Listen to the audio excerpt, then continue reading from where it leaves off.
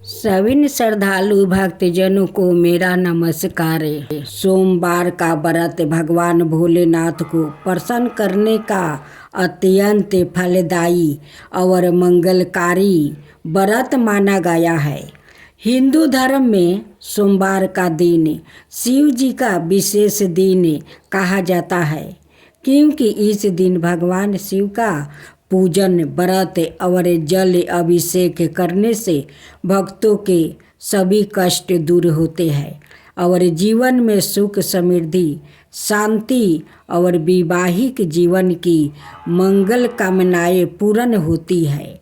शास्त्रों में वर्णन आता है कि सोमवार का व्रत न केवल अविवाहित कन्याओं के लिए योग वर प्राप्ति का साधन है, बल्कि दंपतिया जीवन में प्रेम और श्रद्धा भक्ति से स्थापित करने वाला व्रत भी है।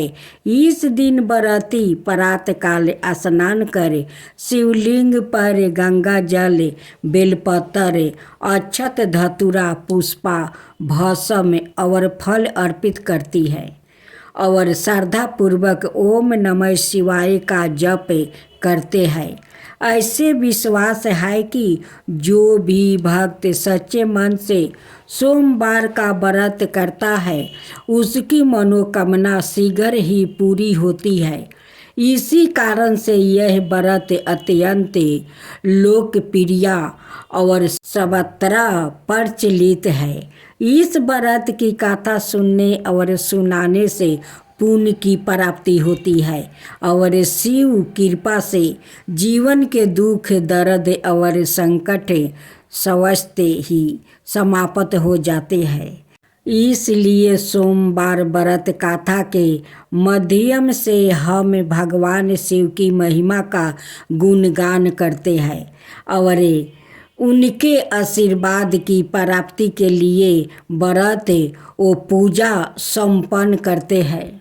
भोलेनाथ की जय हो, भोलेनाथ की जय हो, माता पार्वती की जय हो, माता पार्वती की जय हो। एक साहूकार था जो भगवान शिव का अनाय भक्त था।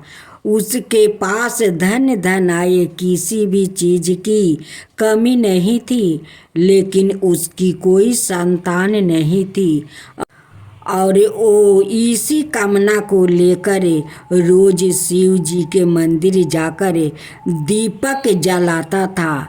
उसके इस भक्ति भाव को देखकर एक दिन माता पार्वती ने शिव जी से कहा कि प्रभु, यह साहूकार आपका अनय भक्त है, इसको किसी बात का कष्ट है तो आपको उसे अवश्य दूर करना चाहिए। शिव जी बोले कि हे पार्वती, इस साहूकार के पास पुत्र नहीं है, यह इसी से दुखी रहता है। माता पार्वती कहती है कि हे ईश्वर, कृपा करके इसे पुत्र का वरदान दे दीजिए। तब भोलेनाथ ने कहा कि हे पार्वती, साहूकार के भाग्य में पुत्र का योग नहीं है। ऐसे में अगर इसे पुत्र प्राप्ति का वरदान मिल भी गया तो वो केवल 12 वर्ष की आयु तक ही जीवित रहेगा। यह सुनने के बाद भी माता पार्वती ने कहा कि हे प्रभु, आपको इस साहूकार को पुत्र का वरदान देना ही होगा। अनाथ भक्त क्यों आपकी सेवा पूजा करेंगे। माता के बार बार कहने से भोलेनाथ ने साहूकार को पुत्र का वरदान दे दिया, लेकिन यह भी कहा कि वो केवल 12 वर्ष तक ही जीवित रहेगा।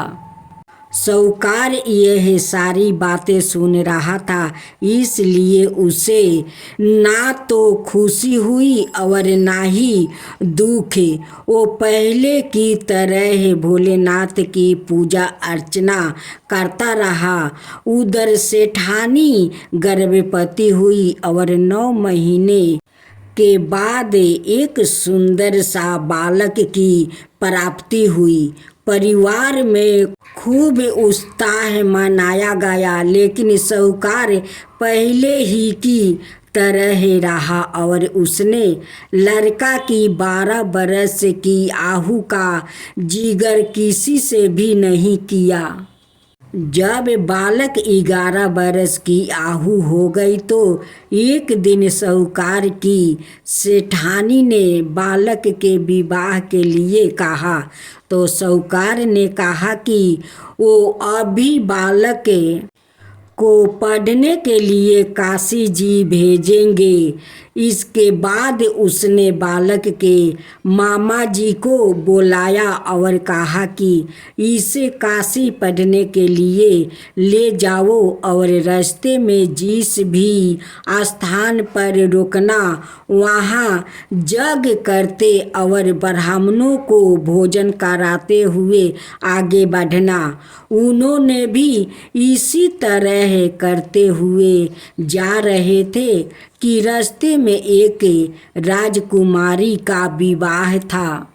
जिससे उसका विवाह होने वाला था वो एक आँख से काना था। तो उसके पिता ने जब अति सुंदर साहूकार के बेटे को देखा तो उनके मन में आया कि क्यों ना इसे ही घोड़ी पर बैठाकर शादी के सारे कार्य संपन्न करवा लिया जाए। तो उन्होंने मामा से बात की और कहा कि इसके बदले में वो अथाह धन देंगे। तो वो भी राजी हो गया। इसके बाद साहूकार का बेटा विवाह की वेदी पर बैठा और जब विवाह कार्य संपन्न हो गया तो जाने से पहले उसने राजकुमारी की चदरी के पल्लू पर लिखा कि तेरा विवाह तो मेरे साथ हुआ, लेकिन जिस राजकुमार के साथ भेजेंगे वो तो एक आँख का काना है। इसके बाद वो अपने मामा के साथ काशी के लिए चल गया। उधर जब राजकुमारी ने अपनी चुनरी पर यह लिखा हुआ पाया तो उसने राजकुमार के साथ जाने से मना कर दिया। तो राजा ने भी अपनी पुत्री को बारात के साथ विदा नहीं किया। बारात वापस लौट गई। उधर मामा और भांजे काशी पहुंच गए थे। एक दिन जब मामा ने जग रचा रखा था और भांजा बहुत देर तक बाहर नहीं आए तो मामा ने अंदर जाकर देखा तो भांजे का प्राण निकल चुके थे। वो बहुत परेशान हुए, लेकिन सोचा कि अभी रोना पीटना मचाया तो ब्राह्मण चल जाएंगे और यज्ञ का कार्य अधूरा रह जाएगा। जब यज्ञ संपन्न हुआ तो मामा ने रोना पीटना शुरू किया। उसी समय शिव पार्वती उधर से जा रहे थे तो माता पार्वती ने शिव जी से पूछा, हे प्रभु, ये कौन रो रहा है? तभी उन्हें पता चलता है कि यह तो भोलेनाथ के आशीर्वाद से जन्म हुआ साहूकार का पुत्र है। तब माता पार्वती कहती है कि हे स्वामी, इसे जीवित कर दीजिए। अनाथ रोते रोते इसके माता पिता के प्राण निकल जाएंगे। तब भोलेनाथ ने कहा कि हे पार्वती, इसकी आहू इतना ही थी सो वो भोग चुका है, लेकिन माँ के बार बार आग्रह करने पर भोलेनाथ ने जीवित कर दिया। लड़का ओम नमः शिवाय करते हुए उठा और मामा भांजे दोनों के ईश्वर को धन्यवाद दिया और अपनी नगरी की ओर लौटा। रास्ते में वही नगर पारा और राजकुमारी ने उन्हें पहचान लिया। तब राजा ने राजकुमारी को साहूकार के बेटे के साथ बहुत सारे धन धनाये के साथ विदा किया। उधर साहूकार और उसकी पत्नी छत पर बैठे थे। उन्होंने यह प्रण कर रखा था कि यदि उनका पुत्र सकुशल ना लौटा तो वो छत से कूद कर अपना प्राण त्याग देंगे। तभी लड़के के मामा ने आकर साहूकार के बेटे और बहू के आने का समाचार सुनाया, लेकिन वो नहीं माने तो मामा ने शपथ पूर्वक कहा। तब तो दोनों को विश्वास हो गया और दोनों ने अपने बेटे बहू का स्वागत किया। उसी रात साहूकार को सपने में शिव जी ने दर्शन दिया और कहा कि तुम्हारे पूजन से मैं प्रसन्न हुआ। इसी प्रकार जो भी व्याकृत इस कथा को पढ़ेगा या सुनेगा उसके समस्त दुखों दूर हो जाएगा और मन बचित सभी कामनाओं की पूर्ति होगी। जय शिवा ओमकारा प्रभु हरे शिवा ओमकारा ब्रह्मा विष्णु सदा शिव अर्धंगिनी धारा। ओम जय शिवा ओमकारा एकानन चतुरानन पंचानन राजे शिव पंचानन राजे हंसासन गरुड़ासन विषवाहन साजे। ओम जय शिवा ओमकारा दो भुज चार चतुर भुज दस भुज अति सोहे तीनों रूप निरखता त्रिभुवन जन मोहे। ओम जय शिवा ओमकारा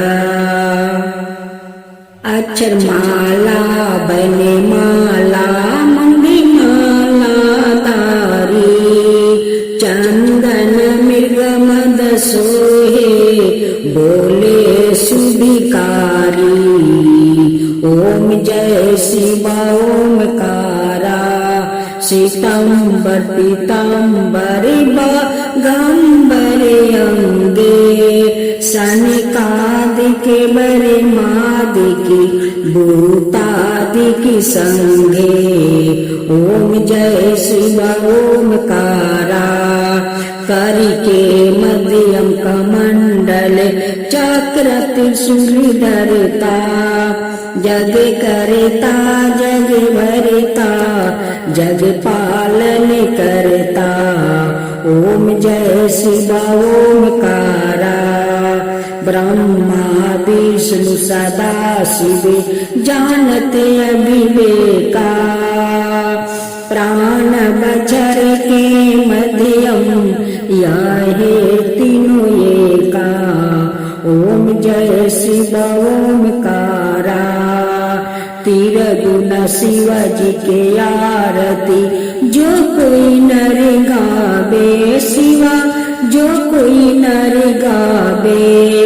कहत शिवानंद स्वामी मन भजत शिवानंद स्वामी मन बाचित फल पावे। ओम जय शिवा ओमकारा जय शिवा ओमकारा। जो कोई भक्त श्रद्धा भाव से इस सोमवार व्रत कथा को सुनता है और उसका पालन करता है उसके सभी दुख दूर होते हैं, सभी मनोकामना पूर्ण होती है और भगवान शिव ओ माता पार्वती की अनंत कृपा प्राप्ति होती है। हर हर महादेव। सोमवार व्रत कथा सुनने मात्रा से ही शिव कृपा प्राप्ति होती है और भक्त के जीवन में सुख शांति और समृद्धि का वास होता है।